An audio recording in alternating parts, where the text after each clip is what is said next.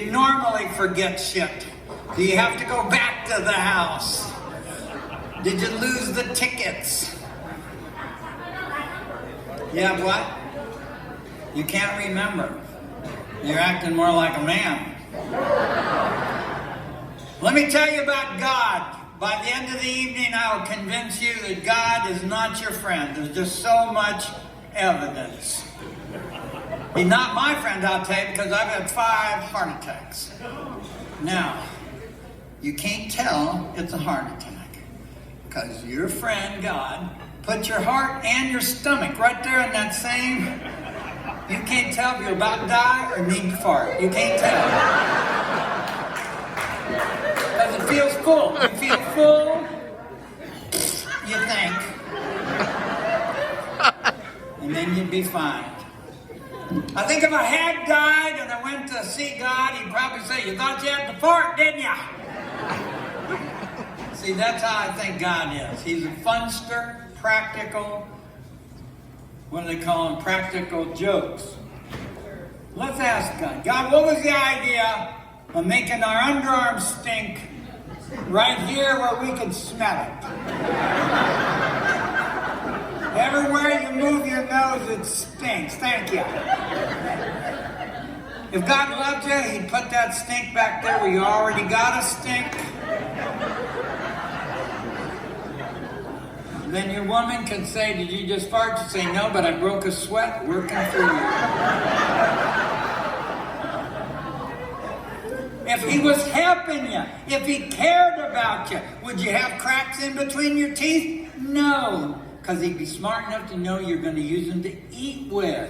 The first thing you bite into goes in between your teeth. Oh, and this is God. He could have made one smooth tooth. Barney the dinosaur has one smooth tooth. Do you get that? No. You're a child of God. He's not done farting around with you. He likes to make you fall in love and want to kiss. And then put a bumper right in the way. Last thing you think about right before you is which side your schnoz goes on. Now remember, this is the God, he made other things fit together real good. So he could have switched the nose with the belly button, then these kids would have to keep their pants up over their nose. That's how you keep it safe at school, at work. You won't have colds being spread around. It'll be in their pants. Of course, when they sneeze, their zipper would whistle, but that's a good warning, isn't it?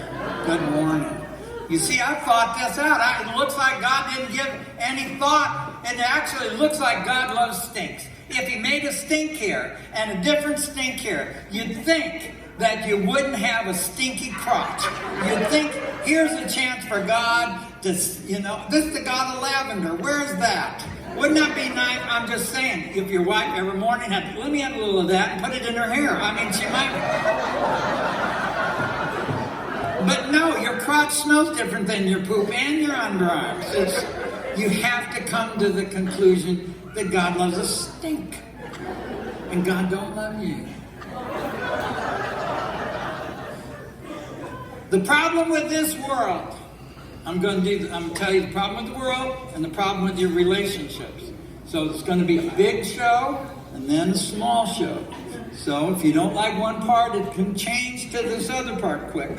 Because I know you're different. We have heterosexual relationships in here tonight. I don't know nothing about being homosexual, and I'm not going to pretend. But their relationships are easy because they're the same. One says, I want to redo this room. The other one don't argue. The other one says, let's go to Lowe's. And both go.